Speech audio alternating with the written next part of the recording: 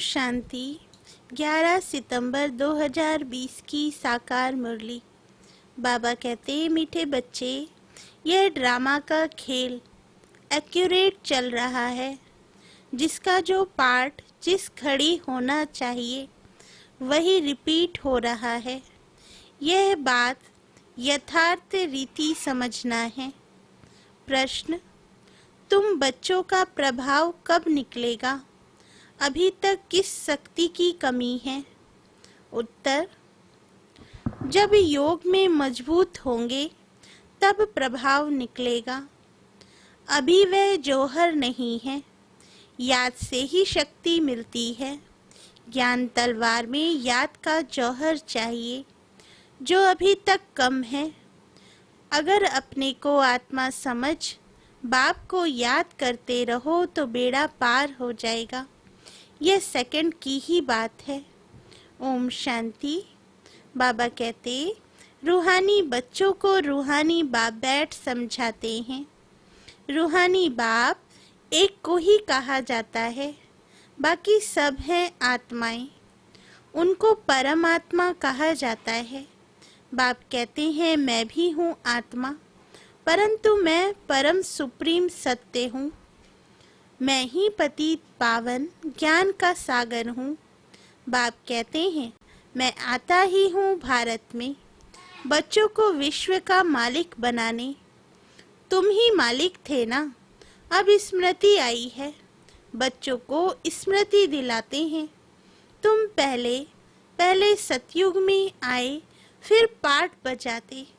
84 जन्म भोग अब पिछाड़ी में आ गए। तुम अपने को आत्मा समझो। आत्मा अविनाशी है, शरीर विनाशी है। आत्मा ही देह के साथ आत्माओं से बात करती है।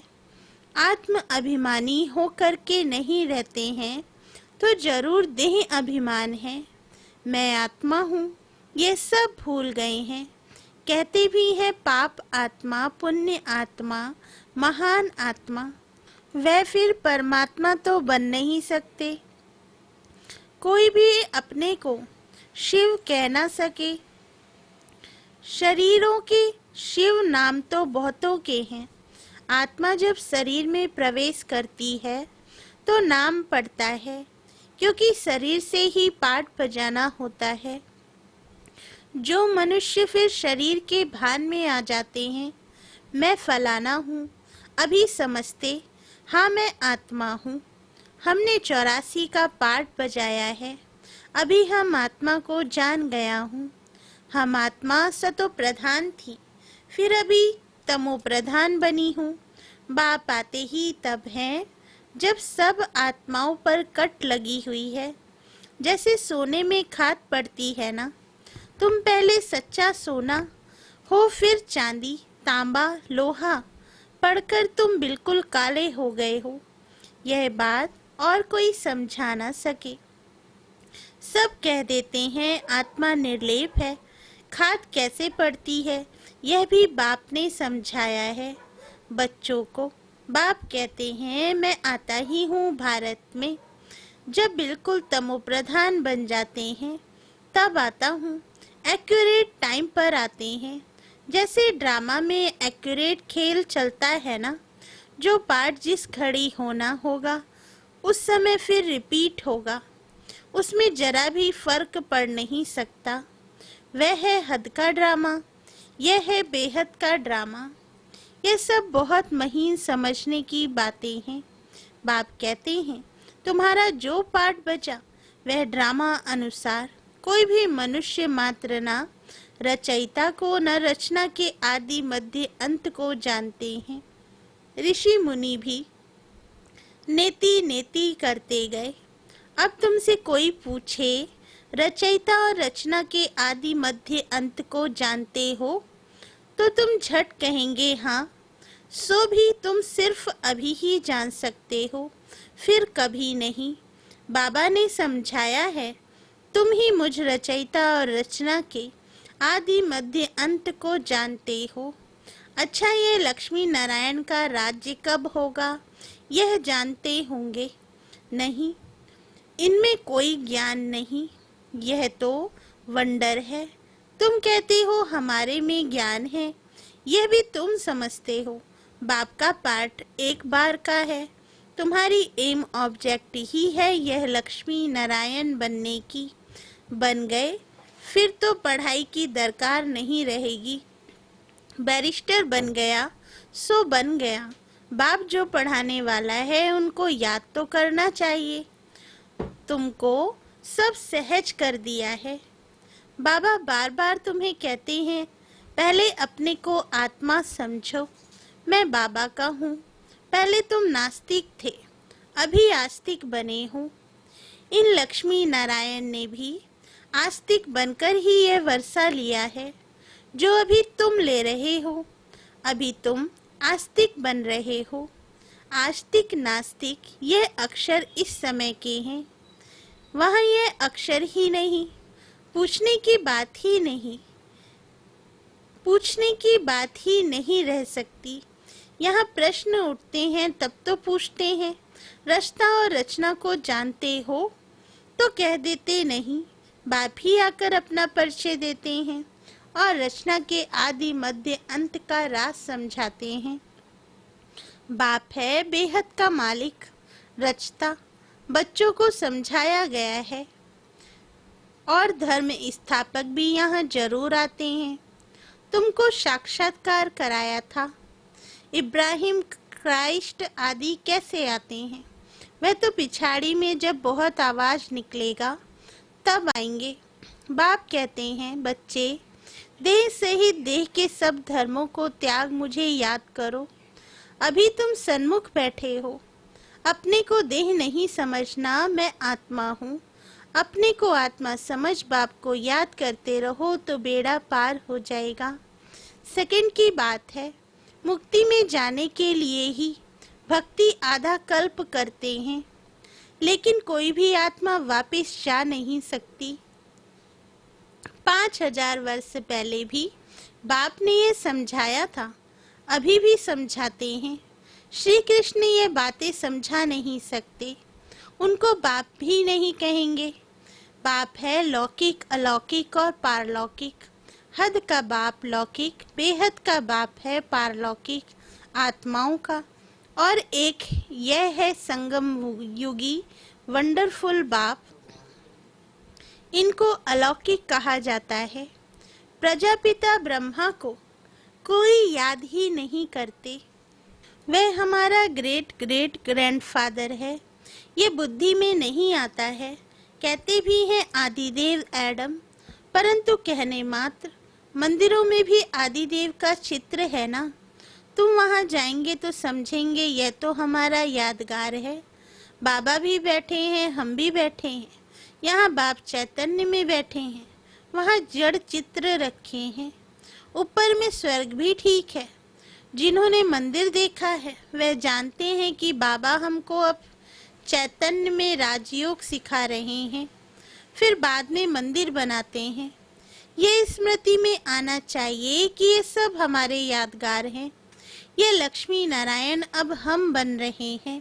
ये लक्ष्मी नारायण अब हम बन रहे हैं। थे, फिर सीढ़ी उतरते आए हैं। अब फिर हम घर जाकर राम राज्य में आएंगे। पीछे होता है रावण राज्य, फिर हम वाम मार्ग में चले जाते हैं। बाप कितना अच्छी रीति समझाते हैं। इस समय सभी मनुष्य मात्र पतित हैं, इसलिए पुकारते हैं, हे पतित पावन आकर हमको पावन बनाओ। दुख हर कर सुख का रास्ता बताओ। कहते भी हैं भगवान जरूर कोई वेश में आ जाएगा। अब कुत्ते बिल्ली ठिक्कर भित्तर आदि में तो नहीं आएंगे। गाया हुआ है भाग्यशाली रथ पर आते हैं। बाप खुद कहते हैं मैं इस साधारण रथ में प्रवेश करता हूँ। यह अपने जन्मों को नहीं जानते हैं, तुम अभी जानते हो। इनके बहुत जन्मों के अंत में जब वानप्रस्थ अवस्था होती है तब मैं प्रवेश करता हूँ। भक्ति मार्ग में पांडवों के बहुत बड़े बड़े चित्र बनाए हैं। रंगून में बुद्ध का भी बहुत बड़ा चित्र है। इतना बड़ा कोई मनुष्य होता थोड़े ही है। बच्चों को तो अब हंसी आती होगी। रावण का चित्र कैसे बनाया है, दिन प्रतिदिन बड़ा करते जाते हैं। ये क्या चीज है जो हर वर्ष जलाते हैं? ऐसा कोई दुश्मन होगा? दुश्मन का ही चित्र बनाकर जलाते हैं। अच्छा, रावण कौन है, कब दुश्मन बना है जो हर वर्ष जलाते आते हैं?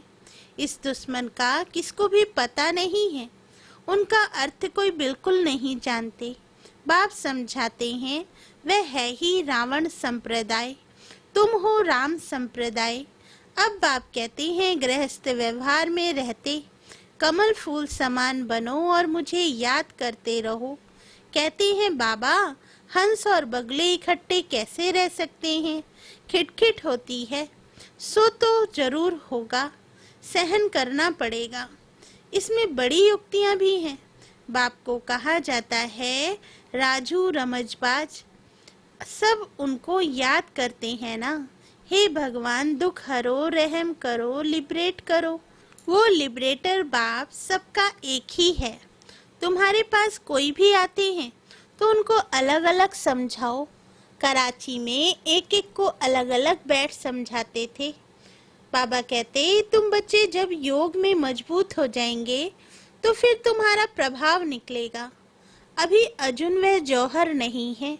याद से शक्ति मिलती है, पढ़ाई से शक्ति नहीं मिलती। ज्ञान तलवार है, उसमें याद का जौहर भरना है, वह शक्ति कम है।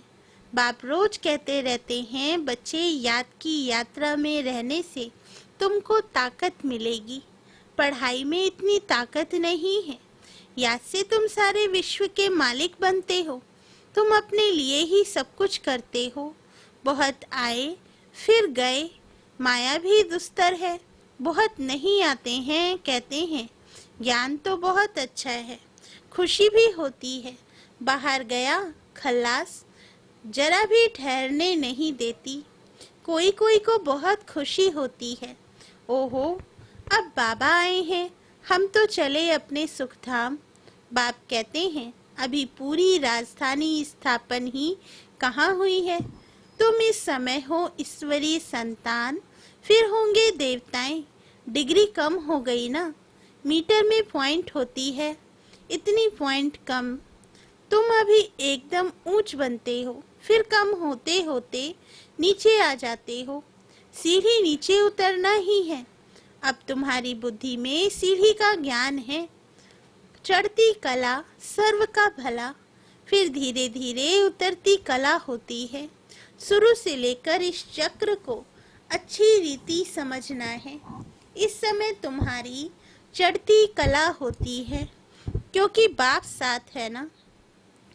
ईश्वर जिसको मनुष्य सर्वव्यापी कह देते हैं, वे बाबा मीठे मीठे बच्चे कहते रहते हैं, और बच्चे फिर बाबा बाबा कहते रहते हैं। बाबा हमको पढ़ाने आए हैं। आत्मा पढ़ती है, आत्मा ही कर्म करती है। हम आत्मा शांत स्वरूप है, इस शरीर द्वारा कर्म करती हूँ। अशांत अक्षर ही तब कहा जाता है जब दुख होता है। बाकी शांति तो हमारा स्वधर्म है। बहुत कहते हैं मन की शांति हो। बाबा कहते, अरे आत्मा तो स्वयं शांत स्वरूप है, उनका घर ही है शांति धाम। तुम अपने को भूल गए हो।